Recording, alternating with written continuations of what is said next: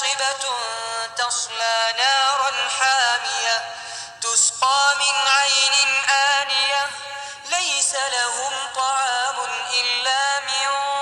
ضريع لا يسمن ولا يغني من جوع وجوه يومئذ ناعمة لسعيها راضية في جنة عالية لا تسمع فيها لاغية فيها عين جارية فيها سرر مرفوعة وأكواب موضوعة ونمارق مصفوفة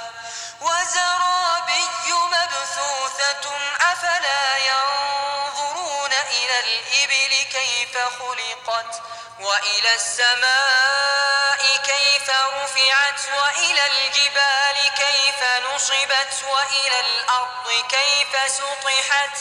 فذكر إنما أنت مذكر لست عليهم بمسيطر